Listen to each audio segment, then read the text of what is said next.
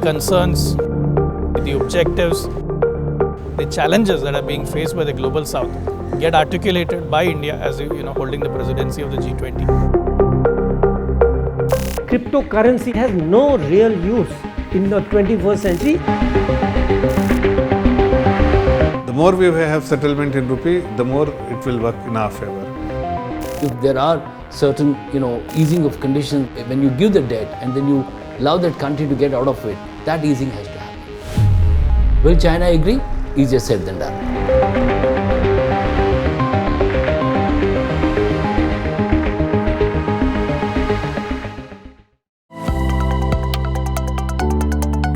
New conception of the global south, so to say, I think is an important thing which India has driven. In terms of economic agenda, I think a very important aspect would be that the concerns, the objectives, the challenges that are being faced by the global south get articulated by India as holding the presidency of the G20. What's happening in the new order in the global environment is that there are bilateral groups, there are multilateral groups, there are competing competitive groups which are happening to try and shape up the global economic agenda. G20 offers us the great opportunity to be the spokesperson for the global south, and Prime Minister has repeatedly been referring to it, though the term is sinking in yet, both in domestic consciences and global consciences. What are the big ticket ideas? One of the big ticket ideas is reforming multilateral development banks, which again has been on the agenda for quite some time. And India has been pushing for reforms in the quotas. The decision on who will decide how much to give to whom and when and what are the terms and conditions, that's where the quota reforms is required.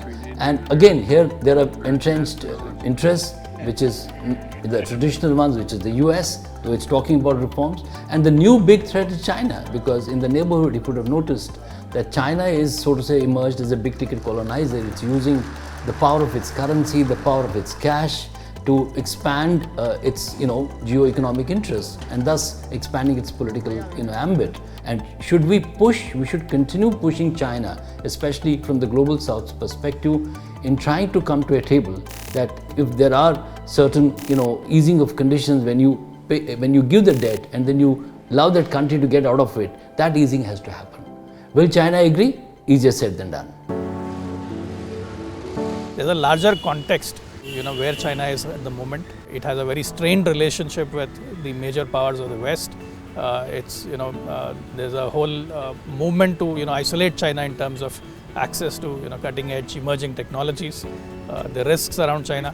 We should not look at it as China plus one. We have our own approach, our own perspective, and our own unique USP, so to speak, to offer to the world.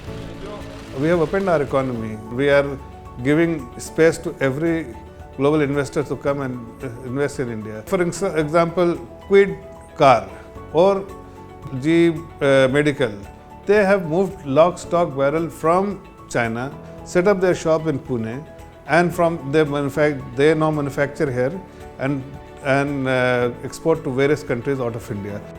China has 40% of the export market for telecom, electronics, so that's a monopoly.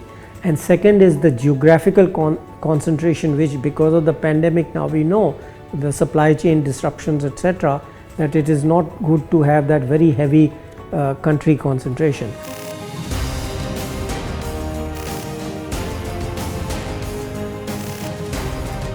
So just licensing doesn't mean it's banned.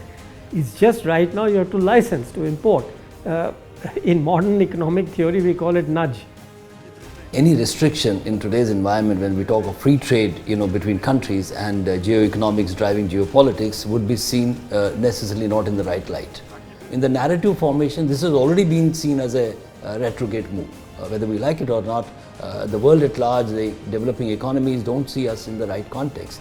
I wouldn't say a backlash, but there will be a push for greater opening up.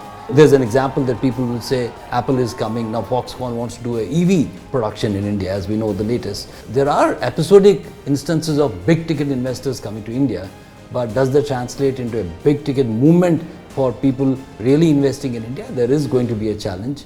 Clearly we need to bolster our manufacturing economy, our manufacturing base.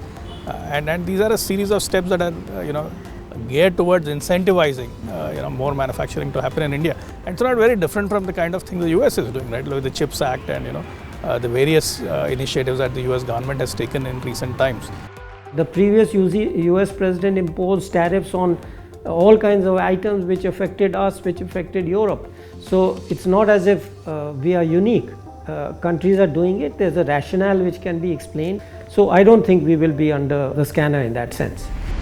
Crypto threat as well as an opportunity, but crypto is also an example that I use later to say how, unless global cooperation works out well, you're not going to be able to have a responsible financial ecosystem which can regulate it as well.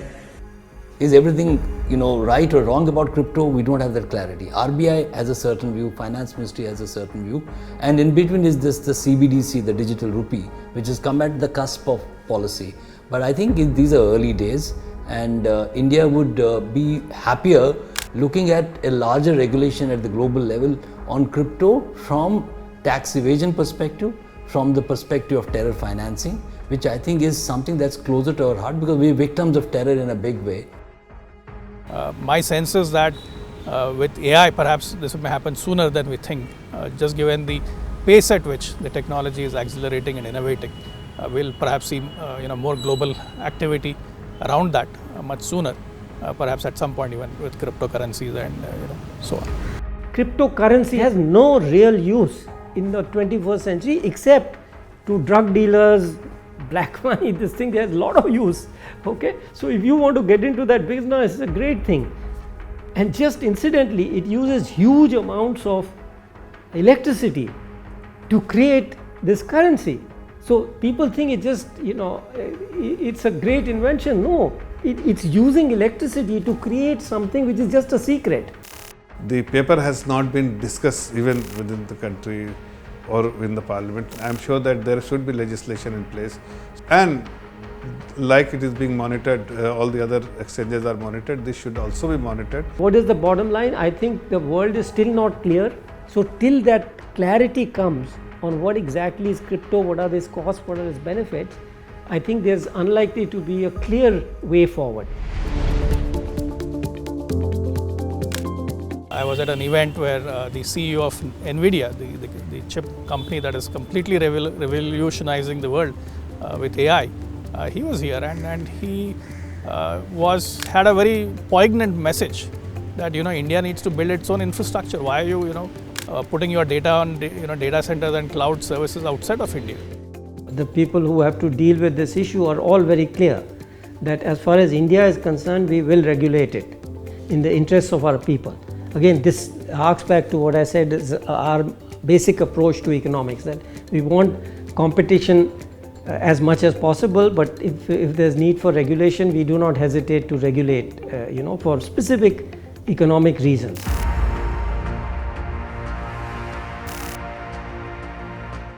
Currency is again being seen as a huge political and economic tool now. Indian rupee, if you look at the current numbers, it's under pressure because people are investing, in dollars, and the crude prices have grown up. So unless and until we stabilize rupee to a very healthy environment, I think doing trade vis-a-vis rupee may be a good pilot project, for some countries where we are quite confident of that they would do this buying. The more we have settlement in rupee, the more it will work in our favor. It saves us from the currency risk. We are not pegged at dollars, so definitely we run the currency risk every time we import. The way in which the US economy is undergoing shifts, the manner in which China is responding to this whole isolation that's happening. So I think given in that bigger context, clearly that's an area of priority and the government is making serious effort. That is not a topic under the G20 discussion. So I expect nothing on that matter in the G20. The biggest export from India going forward is going to be the DPI stack or India stack or the DPI architecture, and there's already a significant buy-in. from many countries who are looking at what I call the jam trinity. And look at the poverty index globally. There are challenges both in the African world and also, across the world, where this particular template of empowering people with bank accounts, most of them women, underbanked, and also in rural areas, if you do the JAM profiling or the Jandan bank account profiling, this template is relevant to many parts of the world, not just in the neighborhood. It needs to be transported as a big export. And the plus here is that there is no economic value to it. There is great influencer value, there is great impact value, and India becomes truly the thought leader. And anything that's at the cusp of technology, policy, and a game changer when it comes to the last mile connectivity has to have great appetite and great play. Recently you had in, I think, Middle East, I saw a string of tweets by celebrities who were able to transact with the rupee in Qatar, for example. So clearly there is a push, a very conscious push by India. Like now, UAE has agreed, Saudi Arabia has agreed, Kuwait has agreed, Iran has agreed, Qatar has agreed. Many other, Australia has agreed. So many other countries have agreed. Many countries have agreed. Many other countries are being pursued. And this is some of the services should be exported because that's our strength. The fact that a digital public goods approach results in, creates greater good. It removes barriers. It increases accessibility, makes digital services universal. The big achievement of Prime Minister Modi and this G20 summit is this consensus that has emerged from the digital ministers, the digital economy working group, which looked at the whole digital public goods approach and has adopted a series of set of principles that I think all the countries will look at. Can you export this entire stack itself as a technology? I think there the opportunity perhaps will be with the global south, some of the less digitally developed countries. I think they can clearly benefit from the intellectual property, the assets that we've created over time.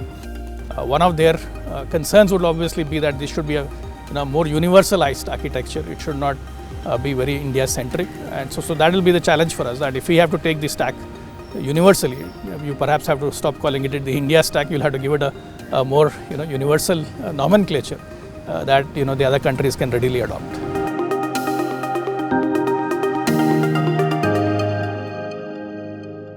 This and more streaming now on the world's first news OTT, News 9 Plus. Download now.